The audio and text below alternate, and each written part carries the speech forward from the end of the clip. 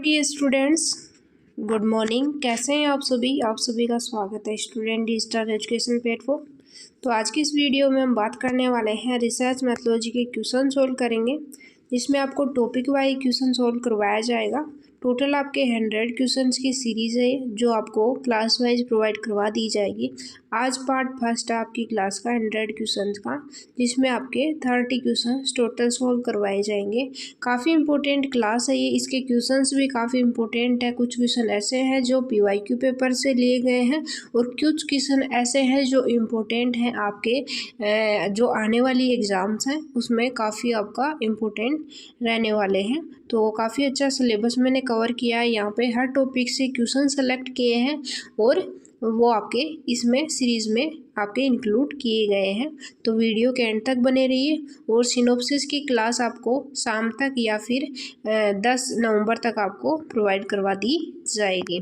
तो चलो देखते हैं आज की क्लास का फर्स्ट क्वेश्चन।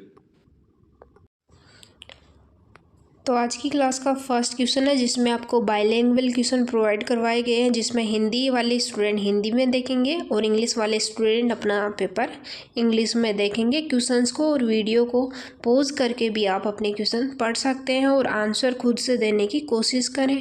अगर आपको किसी क्वेश्चन में डाउट है, किसी क्वेश्चन में आंसर गलत बताया जाता है, तो आप मेरे को वो चीज़ कमेंट सेक्शन में बताएंगे कि इतने नंबर क्वेश्चन है, इसमें आंसर ये आएगा, या फिर डाउट भी है तो प्लीज़ एक बार कमेंट सेक्शन में ज़रूर से बताना कि इस क्वेश्चन में हमें डाउट है।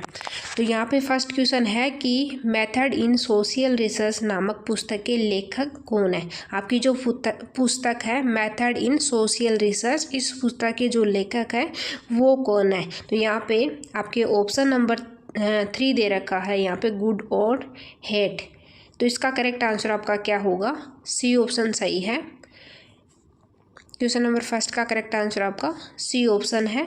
नेक्स्ट क्वेश्चन आपका है क्वेश्चन नंबर सेकंड, और इसकी एक्सप्लेनेशन भी देखिए। यहाँ पे एक्सप्लेनेशन भी मैंने इंक्लूड की है। जिन क्वेश्चंस की एक्सप्लेनेशन की नीड है वो एक्सप्लेनेशन मैंने इस यहाँ पे शामिल की है। तो सी ऑप्शन आपका सही है, गुड और होल्ट इसका करेक्ट आंसर होगा। इसमें स्पष्टीकरण में आप देखिए कि मेथड इन सोशल रिसर्च पुस्तक नामक जो पुस्तक थी, इसका जो हुआ था नामक पुस्तक जो आई थी 1 दिसंबर 1952 को गुड और हेट द्वारा लिखी गई थी, जिसका उद्देश्य विशेष रूप से छात्रों को ज्ञान के साथ साथ प्रतिक्रिया कौशल जो है, ठीक है, स्टूडेंट में क्या इम्प्रूव करना है, नॉलेज आपका इम्प्रूव करना है, रेस्पॉन्स जो नॉलेज होती है, ठीक है, प्रतिक्रिया कौशल में सुधार करना है। ठीक है, अगर क्लास में कोई बच्चा क्लास ले रहा है तो वहाँ से उस क्लास की जो प्रतिक्रिया आएगी, बच्चे तो बताएंगे कि आपने जो कॉन्सेप्ट सर हमें समझाया है, मैम हमें समझाया है, वो हमारे कितने समझ में आया है। और या फिर अगर आपके डाउट्स हैं तो क्लास में आप वो डाउट्स पूछेंगे। तो ये किस पुस्तक के द्वारा बताया गया है, मेथड इन सोशल रिसर्च नामक पुस्तक है। इसमें प्रतिक्रिया कौशल को इम्प्रूव करने की बात कही गई थी। ये 1 दिसंबर 1952 में किसके द्वारा लाई गई थी, गुड और हेट द्वारा लिखी गई थी। तो करेक्ट आंसर आपका यहाँ पे सी ऑप्शन होगा। ठीक है, फर्स्ट क्वेश्चन आपका हो गया। नेक्स्ट क्वेश्चन आपका है सेकंड क्वेश्चन। सेकंड क्वेश्चन में यहाँ पे देखो पूछा गया है कि सहसंबंध विश्लेषण का प्रमुख गुण क्या है। क्या पूछा गया है, जो कोरिलेशन एनालिसिस है इसका मेजर जो एट्रीब्यूट है वो क्या है। चरों के बीच संबंध बताना, चरों के बीच अंतर बताना, या फिर चरों के बीच प्रतिगमन करना, या फिर चरों के बीच भिन्नता बताना।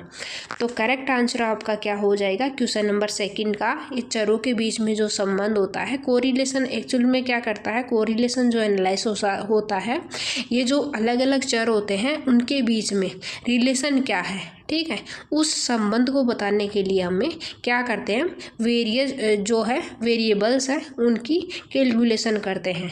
तो करेक्ट आंसर आपका क्या हो जाएगा, यहाँ पे ए ऑप्शन हो जाएगा क्वेश्चन नंबर सेकंड का।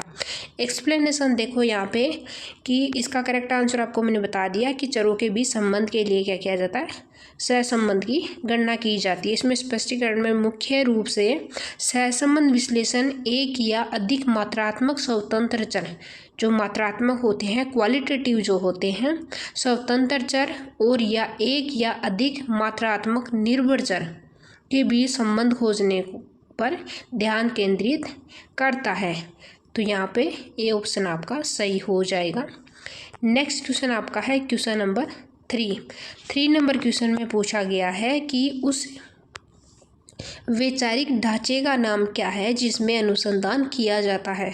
तो कौन सा ढांचा फ्रेमवर्क है जिसमें रह के एक रिसर्च को कैरीड आउट किया जाता है, अनुसंधान किया जाता है।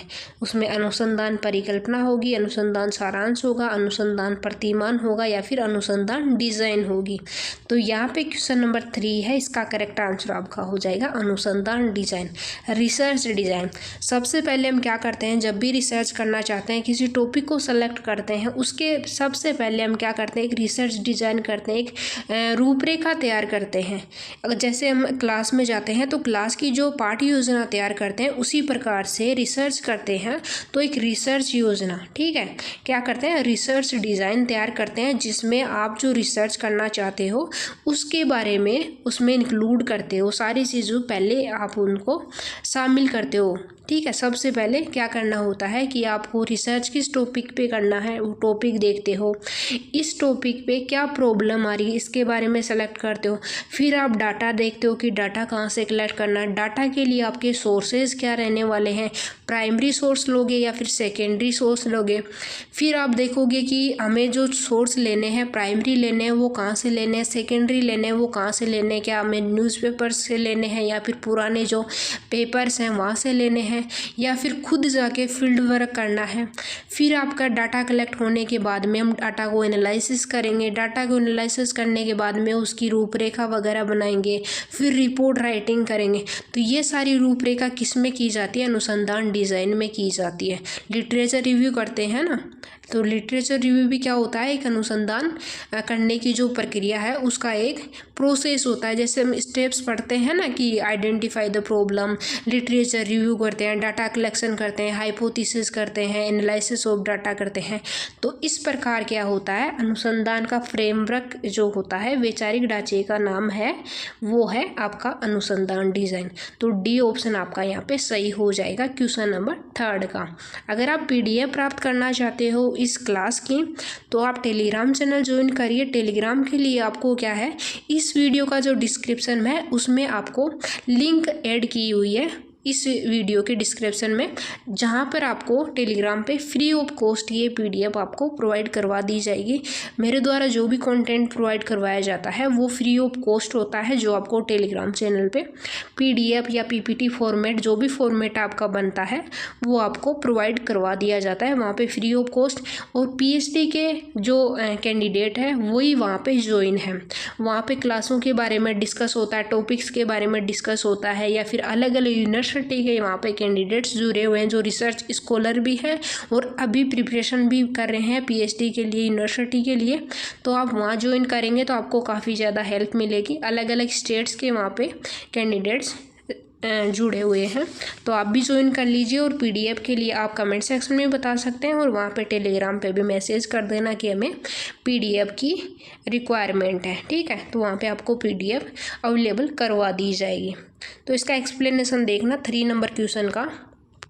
अनुसंधान डिज़ाइन स्पष्टीकरण है कि एक वैचारिक ढांचे को एक शोध डिज़ाइन के रूप में समझा जा सकता है जिसकी आपको शोध से पहले आवश्यकता होती है, शोध से पहले आवश्यकता होती है वो रिसर्च डिज़ाइन में हम करते हैं। तो करेक्ट आंसर आपका क्या हो जाएगा, यहाँ पर डी ऑप्शन सही है। नेक्स्ट क्वेश्चन आपका है क्वेश्चन नंबर 4 नंबर क्वेश्चन में पूछा गया है शिक्षा में अनुसंधान की मुख्य भूमिका क्या है। किसमें पूछा है, main role of research in education, education में शिक्षा अनुसंधान की क्या भूमिका है। किसी की नौकरी की संभावनाओं को बढ़ाने के लिए, किसी की सामाजिक स्थिति या फिर किसी की सामाजिक स्थिति को उजागर करने के लिए, ठीक है, या फिर किसी की व्यक्तिगत वृद्धि को बढ़ाने के लिए या फिर एक प्रसिद्ध शिक्षाविद बनने के लिए एक आवेदक की मदद करने के लिए। आप यहाँ पे ऑप्शंस थोड़े ऊपर नीचे हो गए, ठीक है। तो यहाँ पे आप देखिए सोशल स्टेटस के लिए आप रिसर्च करते हो, या फिर जॉब पर्सपेक्टिव होता है कि आपको जॉब प्राप्त करनी है, या फिर आपको पर्सनल ग्रोथ के लिए आप रिसर्च करते हो, या फिर आप जस्ट परीक्षा के लिए जो फॉर्म भरते हैं, या फिर शिक्षाविद बनने के लिए आप PhD करते हो। तो करेक्ट आंसर आपका क्या होगा क्वेश्चन नंबर 4 का, कि एक प्रसिद्ध शिक्षाविद बनने के लिए एक आवेदक की मदद करने के लिए हम क्या करते हैं, मुख्य भूमिका रहती है एक रिसर्च की, कि शिक्षा में एक प्रसिद्ध शिक्षाविद बनने में एक आवेदक की मदद करने के लिए। करेक्ट आंसर आपका डी ऑप्शन यहाँ पे हो जाएगा। एक्सप्लेनेशन देखो क्वेश्चन नंबर 4 की, कि शैक्षिक अनुसंधान को शैक्षिक अभ्यास की समीक्षा और सुधार के लिए आश्वासन के रूप में परिभाषित किया जा सकता है, जिसके परिणाम स्वरूप एक प्रसिद्ध शिक्षाविद बन जाएगा। तो यहाँ पे आपका करेक्ट आंसर डी ऑप्शन हो जाता है। नेक्स्ट क्वेश्चन आपका है question number 5th number question में पूछा गया है कि निम्नलिखित में से कौन सी सुविधाओं को गुणात्मक शोध में महत्वपूर्ण माना जाता है। गुणात्मक शोध क्या होता है, क्वालिटेटिव जो रिसर्च होता है उसको गुणात्मक शोध कहा जाता है, ठीक है, जिसमें किसी के गुण के बारे में बात की जाती है कि इस इंसान में ये गुण है, इस चीज़ में ये गुण है, इसकी एजुकेशन में ये क्वालिटी है। तो जो क्वालिटी की बात की जाती है वो गुणात्मक शोध में शामिल की जाती है। यहाँ पे मानकीकृत अनुसंधान उपकरण की मदद को डेटा एकत्रित करना, संभाव्यता नमूना तकनीकों के साथ डिज़ाइन नमूना, या फिर नीचे ऊपर अनुभवजन्य साक्ष्य के साथ डेटा एकत्रित करना, या फिर शीर्ष डाउन योजनाबद्ध साक्ष्य के रूप में साक्ष्य के साथ डाटा एकत्रित करना। तो यहाँ पे क्या पूछा गया था क्वेश्चन, फिर से देखिए कि सुविधाओं को गुणात्मक शोध में महत्वपूर्ण माना जाता है। तो कैसे माना जाता है, नीचे से ऊपर अनुभवजन्य साक्ष्य के साथ डेटा एकत्रित करना। तो करेक्ट आंसर आपका यहाँ पे सी ऑप्शन हो जाएगा। एक्सप्लेनेशन देखो यहाँ पे कि गुणात्मक शोध में हम एक अपरिवर्तनीय पद्धति का उपयोग करते हैं, ठीक है, जो विशेष रूप से सामान्य रूप से होता है। दूसरे शब्दों में हम नीचे से समाज का अध्ययन करते हैं, फिर सिद्धांत बनाने के लिए ऊपर की ओर बढ़ते हैं। तो ये क्या चलती है, नीचे से ऊपर की ओर की प्रोसेस है कि सबसे पहले हम क्या करते हैं, समाज का अध्ययन करते हैं कि समाज में लोग कैसे कैसे रहते हैं, कौन कौन से लोगों में क्या क्या क्वालिटीज़ हैं, ठीक है, फिर ऊपर की ओर बढ़ते हैं, फिर हम प्रिंसिपल्स जनरेट करते हैं। इसका मेन जो ऑब्जेक्टिव क्या होता है कि सबसे पहले हम थ्योरी बनाएंगे, थ्योरी बनाने के बाद में हम क्या करेंगे, जो थ्योरी नहीं, सबसे पहले क्या करेंगे, उदाहरण वगैरह के माध्यम से हम समझेंगे चीज़ों को, फिर यहाँ पे थ्योरी जनरेट करेंगे। तो यहाँ पे करेक्ट आंसर आपका सी ऑप्शन हो जाता है क्वेश्चन नंबर 5 का। नेक्स्ट क्वेश्चन आपका है 6 नंबर क्वेश्चन। 6 नंबर क्वेश्चन में क्या पूछा गया है कि यादृच्छिक नमूना कैसे उपयोगी है, यथोचित सटीक के लिए, व्यक्तिगत पूर्वाग्रह के लिए, या फिर से मुक्त डेटा संग्रह के लिए, या फिर की एक आर्थिक विधि, उपरोक्त सभी, ठीक है। तो करेक्ट आंसर आपका क्या हो जाएगा, यहाँ पे देखो, यहाँ पे थोड़ा सा इंग्लिश मीडियम वाले स्टूडेंट यहाँ पे ध्यान देंगे क्वेश्चंस की ओर। जो क्वेश्चन पढ़ो आप दोनों लैंग्वेज मैच करके पढ़ना, ठीक है। कभी कभी इंग्लिश वाले और हिंदी वाले बोथ लैंग्वेज में आप क्वेश्चन पढ़ने की कोशिश करना, कभी कभी जो ट्रांसलेटर होते हैं वहाँ से भी गलत आ जाता है, ठीक है। तो यहाँ पे ध्यान रखना। तो क्वेश्चन नंबर 6 है, इसका करेक्ट आंसर आपका क्या हो जाएगा, डी ऑप्शन, आर्थिक विधि, ठीक है। ऑल ऑफ द अबव आपके जो ऑप्शन है यहाँ पे सही होंगे। यहाँ पे देखो, यथोचित सटीक, व्यक्तिगत पूर्वाग्रह है, और मुक्त डेटा संग्रह, या फिर आर्थिक विधि, उपरोक्त सभी आपके डी ऑप्शन सही है यहाँ पे क्वेश्चन नंबर 6 का। नेक्स्ट क्वेश्चन आपका है क्वेश्चन नंबर 7। एक शोध प्रभावी मध्य दिवसीय भोजन हस्तक्षेप के संगठन के लिए संभावित कारकों के परिणाम का पता लगाने का इरादा रखता है। इस अध्ययन के लिए कौन सी शोध विधि सबसे उपयुक्त होगी। वर्णनात्मक सर्वेक्षण विधि, ऐतिहासिक विधि, पूर्व पोस्ट फैक्टो विधि या फिर प्रायोगिक विधि। तो क्वेश्चन नंबर 7 है, 7 का करेक्ट आंसर आपका सी ऑप्शन हो जाएगा, पूर्व पोस्ट फैक्टो विधि। ठीक है, x post facto method, correct answer आपका सी ऑप्शन यहाँ पे हो जाएगा। नेक्स्ट क्वेश्चन आपका है, यहाँ पे एक्सप्लेनेशन देखिए, स्पष्टीकरण में देखिए इसका पूर्व पोस्ट फैक्टो विधि का, कि मुख्य रूप से पूर्व पोस्ट फैक्टो विधि में गुणों वाले मौजूदा समूहों की तुलना कुछ आश्रित चर पर की जाती है। इसे इस तथ्य के लिए अर्ध प्रयोगात्मक भी कहा जाता है कि विषयों को यादृच्छिक रूप से असाइन करने के बजाय उन्हें एक विशेष विशेषता या विशेषता के आधार पर समूहीकृत किया जाता है। तो करेक्ट आंसर आपका सी ऑप्शन होगा। नेक्स्ट क्वेश्चन आपका है क्वेश्चन नंबर 8 नंबर क्वेश्चन में क्या पूछा गया है कि शिक्षण पर शोध का जनक कहा जाता है। शिक्षण पर जो शोध है इसका जनक किसे कहा जाता है। ठीक है, the father of research on teaching में किसे कहा जाता है। तो करेक्ट आंसर आपका हो जाएगा क्वेश्चन नंबर 8 का ए ऑप्शन, N.L. गेज इसका करेक्ट आंसर होगा, ए ऑप्शन। क्वेश्चन नंबर 9 है कि शिक्षा में अनुसंधान का मुख्य उद्देश्य क्या है। The main purpose of research in education is to, किसी व्यक्ति की सामाजिक स्थिति में वृद्धि करना, किसी व्यक्ति की नौकरी की संभावनाओं को बढ़ाए, या फिर किसी व्यक्ति के व्यक्तिगत विकास में सहायता करना, या फिर उम्मीदवार को एक प्रख्यात शिक्षा बनने में मदद करे। तो करेक्ट आंसर क्या होगा क्वेश्चन नंबर 9 का डी ऑप्शन, उम्मीदवार को एक प्रख्यात शिक्षा बनने में मदद करें। ठीक है, करेक्ट आंसर डी ऑप्शन यहाँ पे हो जाएगा आपका 9 नंबर का। नेक्स्ट क्वेश्चन आपका है क्वेश्चन नंबर 10, एक छोटे से हिस्से पर की गई टिप्पणियों के आधार पर पूरी आबादी के बारे में अनुमान लगाना क्या कहलाता है। इससे क्या तात्पर्य है कि आप छोटे से हिस्से की टिप्पणियों से पूरी आबादी का अनुमान लगा लेते हैं।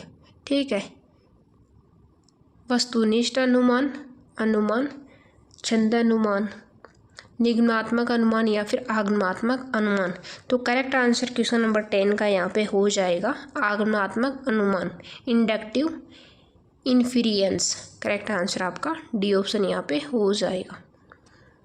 नेक्स्ट क्वेश्चन आपका है क्वेश्चन नंबर 11 नंबर क्वेश्चन में पूछा गया है कि नमूनाकरण लाभप्रद है क्योंकि यह, तो नमूनाकरण जो है सैम्पलिंग, इसका एडवांटेज क्या है। ये पूछा गया है कि समय की बचत है, पूंजी बचत में मदद करता है, या फिर ए और बी दोनों, या फिर सटीकता बढ़ाए। तो करेक्ट आंसर आपका क्या हो जाएगा 11 नंबर का सी ऑप्शन, समय की बचत करता है एक तो, और दूसरा है कि पूंजी बचत में भी मदद करता है। तो सी ऑप्शन आपका यहाँ पे सही हो जाएगा क्वेश्चन नंबर 11 का। नेक्स्ट क्वेश्चन आपका है क्वेश्चन नंबर 12 नंबर क्वेश्चन में पूछा गया है यादृच्छिक नमूनाकरण सहायक है क्योंकि यह यथोचित सटीक है, व्यक्तिगत पूर्वाग्रह से मुक्त है, या फिर डेटा संग्रह की एक किफ़ायती विधि है, या फिर उपरोक्त सभी। तो यादृच्छिक नमूनाकरण सहायक है, तो यादृच्छिक जो नमूनाकरण है ये आपके यथोचित सटीक है। ठीक है, और व्यक्तिगत पूर्वाग्रह से भी मुक्त है, बिल्कुल ये भी सही है, और डेटा संग्रहण की एक किफ़ायती विधि भी है, बिल्कुल ये भी सही है। तो डी ऑप्शन आपका यहाँ पे करेक्ट हो जाएगा, उपरोक्त सभी आपके सही हैं क्वेश्चन नंबर 12 में। नेक्स्ट क्वेश्चन आपका है क्वेश्चन नंबर 13। अगर आपको क्लास अच्छी लग रही है तो लाइक करिए और कमेंट सेक्शन में क्लास का फीडबैक ज़रूर से प्रोवाइड करवाइए। नेक्स्ट क्वेश्चन है क्वेश्चन नंबर 13 में पूछा गया है कि टिपिट तालिका को संदर्भित करती है। जो टिपिट टेबल है वो किसको रेफर्स करती है। ठीक है, रेफर्स टू यादृच्छिक अंकों की तालिका, नमूनाकरण विधि में प्रयुक्त तालिका, या फिर सांख्यिकीय जांच में प्रयुक्त तालिका। तो करेक्ट आंसर आपका क्या हो जाएगा क्वेश्चन नंबर 13 का डी ऑप्शन, उपरोक्त सभी आपका सही है। क्वेश्चन नंबर 13 है, इसका करेक्ट आंसर आपका क्या हो जाएगा डी ऑप्शन हो जाएगा। अगर आपको क्वेश्चन पढ़ने में टाइम कम मिल रहा है तो वीडियो को पॉज करके भी आप क्वेश्चंस को पढ़ सकते हैं, और बाईलिंगुअल आप क्लास देखेंगे तो आपको काफ़ी अच्छा समझने में आएगा। हिंदी लैंग्वेज कभी कभी थोड़ा सा टफ लैंग्वेज आ रही है क्योंकि ये मैंने ट्रांसलेटर का यूज किया था। जो त्रुटि 1 होती है, टाइप 1 एरर होती है, उसका ये क्वेश्चन है, ठीक है। तो टाइप 1 एरर एक्चुअल में पूछा यहाँ पे ऐसे गया है कि टाइप 1 एरर की जो एक्सप्लेनेशन होती है, अब किस प्रकार से टाइप 1 एरर को डिफाइन करेंगे कि शून्य परिकल्पना सत्य होते हुए भी अस्वीकार की जाती है, क्या टाइप 1 एरर है। शून्य परिकल्पना मिथ्या होते हुए भी स्वीकार की जाती है, क्या टाइप 1 एरर है। या फिर दोनों शून्य परिकल्पनाओं के साथ साथ वैकल्पिक वैकल्पिक परिकल्पना को अस्वीकार कर दिया गया। तो यहाँ पे करेक्ट आंसर आपका क्या हो जाएगा टाइप 1 एरर के लिए, कि शून्य परिकल्पना सत्य है लेकिन उसको क्या कर दिया जाता है, अस्वीकार कर दिया जाता है। तो वहाँ पे क्या होगी, टाइप 1 एरर होगी। लेकिन टाइप 2 एरर किसे कहते हैं कि शून्य परिकल्पना असत्य है लेकिन उसको स्वीकार कर लिया जाता है, तो वहाँ पर टाइप 1 एरर होता, टाइप 2 एरर होता है। और टाइप 1 एरर क्या होता है कि शून्य परिकल्पना सत्य है लेकिन उसको अस्वीकार कर दिया गया। तो करेक्ट आंसर आपका हो जाएगा ए ऑप्शन यहाँ पे, कि सत्य होते हुए भी उसको अस्वीकार कर दिया गया। तो यहाँ पे टाइप 1 एरर हो जाएगा, ए ऑप्शन आपका यहाँ पे करेक्ट है। नेक्स्ट क्वेश्चन आपका है क्वेश्चन नंबर 15। आज की क्लास के आपके हाफ क्वेश्चन हो चुके हैं। क्वेश्चन नंबर 15 में पूछा गया है कि क्या परिमित आकार वाली जनसंख्या के लिए पसंदीदा नमूनाकरण विधि है, व्यवस्थित नमूनाकरण, उद्देश्यपूर्ण नमूनाकरण, या फिर क्लस्टर नमूनाकरण, या फिर क्षेत्र का नमूना। तो क्या पूछा गया है, परिमित आकार वाली जनसंख्या के लिए पसंदीदा नमूना विधि। पसंदीदा नमूना विधि कौन सी होती है, फाइनाइट साइज की जो विधि होती है उसके बारे में पूछा गया कि पॉपुलेशन आपकी फाइनाइट है, ठीक है, और आपके लिए जो है पसंदीदा जो नमूना विधि है वो कौन सी है, व्यवस्थित नमूनाकरण है, या फिर उद्देश्यपूर्ण नमूनाकरण है, या फिर क्लस्टर नमूनाकरण है, या फिर क्षेत्र का नमूना है। तो क्वेश्चन नंबर 15 का करेक्ट आंसर होगा सिस्टमेटिक सैम्पलिंग, व्यवस्थित नमूनाकरण। ये ऑप्शन आपका यहाँ पे सही हो जाएगा क्वेश्चन नंबर 15 का। नेक्स्ट क्वेश्चन आपका है क्वेश्चन नंबर 16। क्वेश्चन नंबर 16 में आपका आप देखिए, इसमें आपका जो क्वेश्चन पूछा गया है इसमें जो research and development become the index of development of country, which of the following reason are true with regard to the statement. आपका स्टेटमेंट दिया गया है, उसके अकॉर्डिंग आपको बताना है कि कौन सा स्टेटमेंट आपका सही है। इसमें हिंदी में देखिए कि अनुसंधान एवं विकास देश के विकास का सूचकांक बन जाता है। इस कथन के संबंध में निम्नलिखित में से कौन सा कथन सत्य है। विकास और अनुसंधान के बारे में आपको यहाँ पे दो स्टेटमेंट दिए गए हैं, 3 स्टेटमेंट दिए गए हैं, 4 statement all of the above का है। तो यहाँ पे आपको बताना है कि आपका स्टेटमेंट कौन सा सही है। Research and development become the index of development of country, which of the following reasons are true with regards to this statement की because R&D research and development target the human development. क्या human development को target करता है research and development, क्या statement सही है।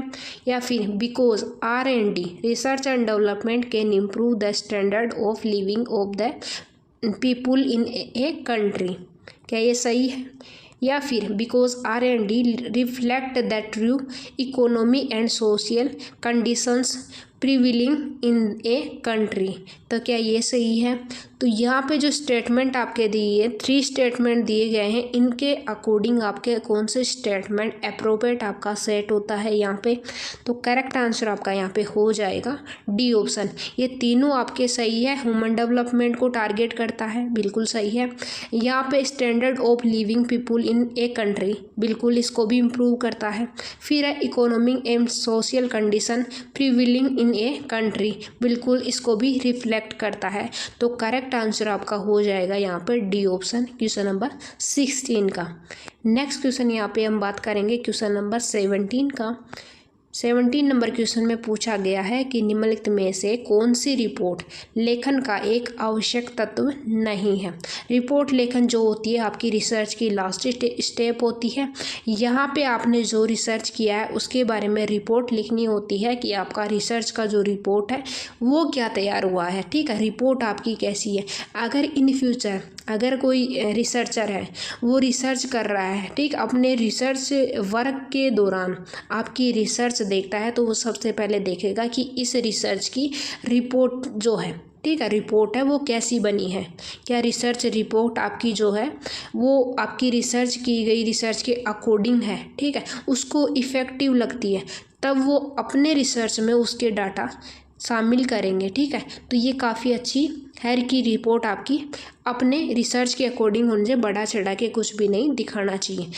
ठीक है, तो यहाँ पे क्वेश्चन क्या पूछा गया है, तो निम्नलिखित में से कौन सी रिपोर्ट लेखन का एक आवश्यक तत्व नहीं है। नोट पूछा है, अनुसंधान पद्धति, संदर्भ, निष्कर्ष या फिर इनमें से कोई नहीं। तो करेक्ट आंसर क्वेश्चन नंबर 17 का होगा इनमें से कोई नहीं। आपके सभी आपके अनुसंधान पद्धति भी आपकी रिपोर्ट के लिए आवश्यक है, संदर्भ जो रेफरेंस होता है ये भी आवश्यक है, और जो कंक्लूजन होता है वो भी आवश्यक होता है, निष्कर्ष जिसको बोलते हैं। तो ये तीनों आपके इम्पोर्टेंट होते हैं। तो करेक्ट आंसर आपका यहाँ पे क्या हो जाएगा, डी ऑप्शन आपका सही हो जाएगा क्वेश्चन नंबर 17 का। नेक्स्ट क्वेश्चन आपका है यहाँ पे क्वेश्चन नंबर 18 नंबर क्वेश्चन में क्या पूछा गया है कि परीक्षण परिकल्पना एक है, अनुमानित आंकड़े, वर्णनात्मक आंकड़े या फिर डेटा तैयार या फिर डेटा विश्लेषण। तो क्या testing of hypothesis is a inferior statistics या फिर डिस्क्रिप्टिव स्टैटिस्टिक्स या फिर डाटा प्रिपरेशन या फिर डाटा एनालिसिस। तो करेक्ट आंसर आपका हो जाएगा क्वेश्चन नंबर 18 का ए ऑप्शन, अनुमानित आंकड़े। करेक्ट आंसर आपका ए ऑप्शन हो जाएगा क्वेश्चन नंबर 18 का। नेक्स्ट क्वेश्चन आपका है क्वेश्चन नंबर 19 क्वेश्चन में आपको यस और नो बताना है कि क्या अन्वेषण जांच के लिए प्रोजेक्टिव तकनीक लागू करना संभव है, हाँ या फिर नहीं। तो करेक्ट आंसर आपका क्या हो जाएगा क्वेश्चन नंबर 19 में हाँ, बिल्कुल आप प्रोजेक्टिव जो तकनीक है उसको लागू कर सकते हैं अन्वेषण जांच के दौरान। तो ए ऑप्शन आपका यहाँ पे सही हो जाएगा। नेक्स्ट क्वेश्चन आपका है क्वेश्चन नंबर 20 नंबर क्वेश्चन में पूछा गया है कि अनुसंधान करने का उद्देश्य क्या है, समाधान है या फिर फाइंड द सॉल्यूशन या फिर बोथ एंड बी या फिर दोनों में से कोई नहीं, नन ऑफ दीज। तो करेक्ट आंसर आपका क्या हो जाएगा कि अनुसंधान का उद्देश्य क्या है, to identify the problem, to find the solution या फिर बोथ ए एंड बी। तो करेक्ट आंसर क्या होगा क्वेश्चन नंबर 20 का C option, both and B correct है कि आप जो अनुसंधान करते हैं तो सबसे पहले क्या करते हैं, आइडेंटिफाई द प्रॉब्लम करते हैं और फिर उस प्रॉब्लम का सॉल्यूशन करते हैं। तो करेक्ट आंसर आपका हो जाएगा सी ऑप्शन, दोनों ऑप्शन आपके ए और बी सही है। अनुसंधान का उद्देश्य होता है कि आपको प्रॉब्लम का पता लगाना है और फिर उस प्रॉब्लम का समाधान करना है। तो सी ऑप्शन आपका यहाँ पे सही हो जाएगा। नेक्स्ट क्वेश्चन आपका है क्वेश्चन नंबर 21 नंबर क्वेश्चन में क्या पूछा गया है कि गुणात्मक डेटा एकत्रित करने के लिए कौन सी विधि लागू हो सकती है, कलाकृतियों वाली, दृश्य या फिर लोग, पीपुल या फिर मीडिया उत्पाद जैसे पाठ, दृश्य और संवेदी। ठीक है, मीडिया प्रोडक्ट जैसे टेक्सचुअल, विजुअल एंड सेंसरी। तो करेक्ट आंसर आपका यहाँ पे क्या हो जाएगा 21 का डी ऑप्शन आपका सही हो जाएगा, इन सभी। ठीक है, ऑल ऑफ दीज। तो करेक्ट आंसर आपका डी ऑप्शन होगा। क्वेश्चन क्या पूछा गया था कि गुणात्मक डेटा एकत्रित करने के लिए कौन सी विधि लागू हो सकती है। तो बिल्कुल यहाँ पे आपकी तीनों विधियाँ यहाँ पे लागू होंगी, डी ऑप्शन आपका करेक्ट हो जाएगा। क्वेश्चन नंबर 22 है। 22 नंबर क्वेश्चन में क्या पूछा गया है कि निम्नलिखित में से कौन गैर संभाव्यता नमूनाकरण है, स्नोबॉल, यादृच्छिक क्लस्टर और स्थिरीकृत। तो करेक्ट आंसर आपका क्या हो जाएगा, गैर संभाव्यता नमूनाकरण आपका नॉन प्रोबेबिलिटी सैम्पलिंग के बारे में पूछा गया है। तो करेक्ट आंसर आपका हो जाएगा 22 का ए ऑप्शन, स्नोबॉल। स्नोबॉल आपका ए ऑप्शन सही है। नेक्स्ट क्वेश्चन आपका है 23 नंबर क्वेश्चन। 23 नंबर क्वेश्चन में क्या पूछा गया है कि समूह साक्षात्कार में एक साक्षात्कार क्वेश्चन क्या पूछा गया है कि समूह साक्षात्कार के बारे में आपको बताना है। इन ग्रुप इंटरव्यू देयर आर, ठीक है, समूह साक्षात्कार के बारे में आपको एक्सप्लेन करना है, बताना है कि समूह साक्षात्कार होता कैसे है, इसकी परिभाषा क्या होगी। एक साक्षात्कार और एक साक्षात्कारकर्ता। क्या समूह साक्षात्कार में ओनली दो लोग होते हैं जिसमें एक साक्षात्कारकर्ता होता है और एक साक्षात्कार होता है, ठीक है, और एक साक्षात्कारकर्ता होता है। एक से अधिक साक्षात्कारकर्ता और एक साक्षात्कारकर्ता होता है, या फिर एक साक्षात्कारकर्ता होता है और एक से अधिक साक्षात्कारकर्ता होते हैं, ठीक है, या फिर एक से अधिक साक्षात्कारकर्ता और एक से अधिक साक्षात्कारकर्ता होते हैं। तो यहाँ पे जो करेक्ट आंसर होगी, आपको लग रहे होंगे सारे ऑप्शन सेम है, बिल्कुल सारे ऑप्शन सेम नहीं है। तो यहाँ पे करेक्ट आंसर आपका हो जाएगा 23 का सी ऑप्शन। एक साक्षात्कारकर्ता और एक से अधिक साक्षात्कारकर्ता होते हैं। इसमें समूह साक्षात्कार में बहुत सारे लोग शामिल होते हैं जो समूह में मिलके इंटरव्यू करते हैं, ठीक है। एक साक्षात्कार लेने वाला होता है, बहुत सारे वहाँ पे इंटरव्यू देने वाले होते हैं। तो करेक्ट आंसर आपका क्या हो जाएगा, सी ऑप्शन हो जाएगा, ठीक है। या फिर ये होता है कि जैसे हम कोई इंटरव्यू ले रहा है अपना, ठीक है, तो हम ग्रुप में बैठे हैं और वो भी ग्रुप में बैठे हैं। इंटरव्यू लेने वाले 4 हो गए और इंटरव्यू देने वाले 4 हो गए। तो करेक्ट आंसर आपका क्या हो जाएगा, सी ऑप्शन यहाँ पे सही हो जाएगा। समूह साक्षात्कार यही होता है कि समूह में मिलके 2 या 2 से अधिक व्यक्ति मिलके, जो उन व्यक्तियों को मिला के एक समूह बनाया जाता है। और उसी प्रकार से हम साक्षात्कार से कह सकते हैं कि समूह साक्षात्कार वह है जिसमें 2 या 2 से अधिक व्यक्ति मिलकर साक्षात्कार लेते हैं। और साक्षात्कार देने वाले भी 2 या 2 से अधिक व्यक्ति हो सकते हैं, या फिर हो सकता है कि साक्षात्कार लेने वाले ज़्यादा हों और साक्षात्कार देने वाला एक पर्सन हो, तो वो भी समूह साक्षात्कार आपका हो जाएगा। तो करेक्ट आंसर आपका क्या होगा, 23 का सी ऑप्शन आपका यहाँ पे करेक्ट हो जाएगा। नेक्स्ट क्वेश्चन आपका है क्वेश्चन नंबर 24 नंबर क्वेश्चन में क्या पूछा गया है यहाँ पे कि निम्नलिखित में से कौन सा व्यवहार अवलोकन से जुड़ा हुआ है। कौन सा व्यवहार आपका अवलोकन ऑब्जर्वेशन से जुड़ा हुआ है। तो करेक्ट आंसर आपका क्या हो जाएगा यहाँ पे, गैर मौखिक विश्लेषण, भाषाई विश्लेषण, स्थानिक विश्लेषण, या फिर इन सभी। तो क्वेश्चन नंबर 24 है, करेक्ट आंसर आपका हो जाएगा डी ऑप्शन, इन सभी। क्वेश्चन क्या था कि व्यवहार अवलोकन से जुड़ा हुआ है। गैर मौखिक विश्लेषण, भाषाई विश्लेषण, स्थानिक विश्लेषण, इन सभी। तो डी ऑप्शन आपका यहाँ पे करेक्ट आंसर हो जाएगा। नेक्स्ट क्वेश्चन आपका है क्वेश्चन नंबर 25 नंबर क्वेश्चन में पूछा गया है कि विभिन्न गुणात्मक विधियों में को मात्रात्मक विधियों के साथ एकजुट करना कहा जा सकता है। एकजुट होना, त्रिकोणासन, या फिर द्विदलीय, या फिर भावहीन। तो 25 नंबर का करेक्ट आंसर आपका क्या हो जाएगा, B option, trikonasana. B option आपका यहाँ पे सही हो जाएगा। नेक्स्ट क्वेश्चन आपका है क्वेश्चन नंबर 26 नंबर क्वेश्चन में क्या पूछा गया है कि मल्टी स्टेज जो सैम्पलिंग है वो क्या है। Multi stage sampling is a संभाव्य नमूनाकरण या फिर गैर संभाव्य नमूनाकरण। तो मल्टी स्टेज जो सैम्पलिंग होती है ये आपकी होती है संभाव्य नमूनाकरण। प्रोबेबिलिटी सैम्पलिंग में इसको शामिल किया जाता है। मल्टी स्टेज सैम्पलिंग किस में आती है, प्रोबेबिलिटी सैम्पलिंग का एक पार्ट है। तो ए ऑप्शन आपका यहाँ पे सही हो जाएगा क्वेश्चन नंबर 26 का। नेक्स्ट क्वेश्चन आपका है क्वेश्चन नंबर 27 नंबर क्वेश्चन की परिकल्पना है। अब यहाँ पे आपको डेफिनेशन पूछी गई है कि परिकल्पना क्या है।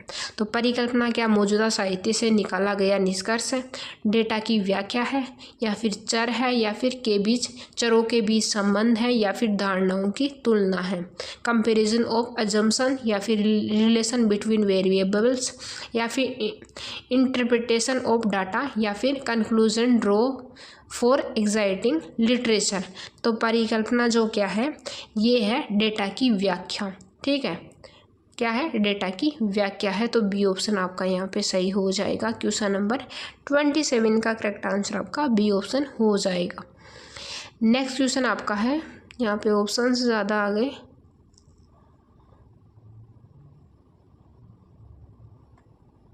हाँ बिल्कुल सही है, बी ऑप्शन आपका करेक्ट हो जाएगा। नेक्स्ट क्वेश्चन आपका है क्वेश्चन नंबर 28 नंबर क्वेश्चन में पूछा गया है कि निम्नलिखित में से किस अनुसंधान पद्धति में चरों का हेरफेर और नियंत्रण और नमूने का यादृच्छिकरण बुनियादी आवश्यकता में से है। पूर्वव्यापी अनुसंधान, वर्णनात्मक अनुसंधान, केस स्टडी या फिर प्रायोगिक अनुसंधान। तो यहाँ पे 28 नंबर क्वेश्चन में पूछा गया है, क्वेश्चंस के अकॉर्डिंग करेक्ट आंसर आपका हो जाएगा डी ऑप्शन, प्रायोगिक अनुसंधान, एक्सपेरिमेंटल रिसर्च यहाँ पे करेक्ट हो जाएगा कि निम्नलिखित में से किस अनुसंधान पद्धति में चरों का हेरफेर और नियंत्रण नमूने का यादृच्छिकरण बुनियादी आवश्यकता में से है। तो ये प्रायोगिक अनुसंधान आपका हो जाएगा, एक्सपेरिमेंटल रिसर्च। डी ऑप्शन आपका यहाँ पे सही हो जाएगा।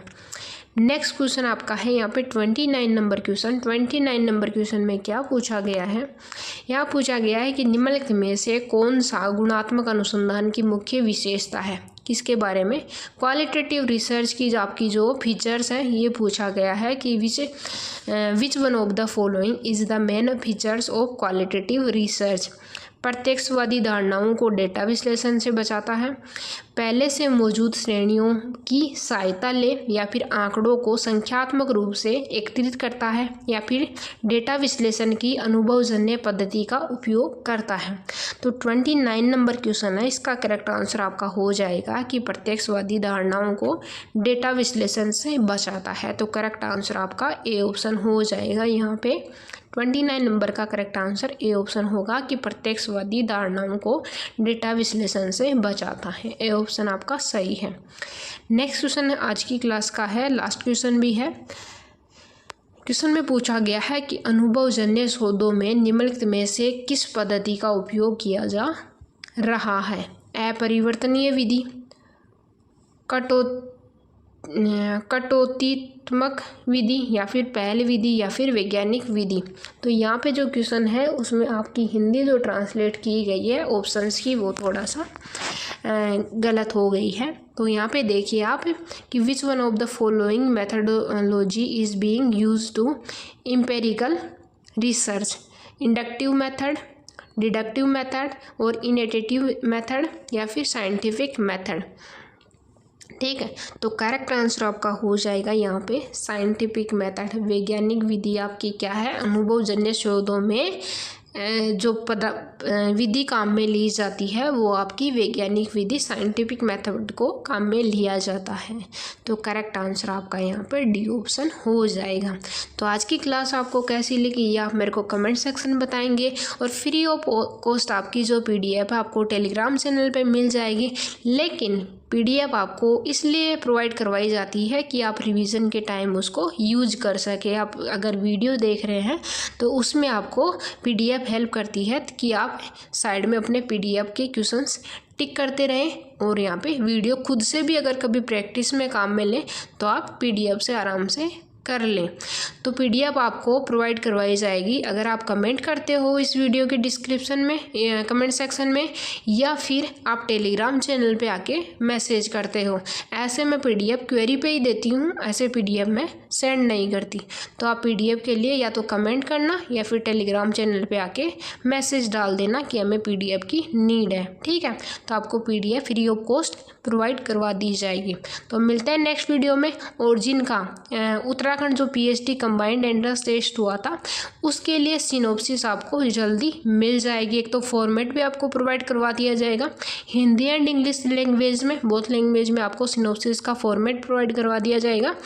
और आपकी जो आपको सिनॉप्सिस खुद से कैसे प्रिपेयर करनी है, PhD में आपका कैसे क्वेश्चन पूछे जाते हैं, किस प्रकार के हैं, तो सारे डाउट्स आपको उस वीडियो में क्लियर करवा दिए जाएंगे। तो मिलते हैं नेक्स्ट वीडियो में। Have a nice day, bye bye, take care.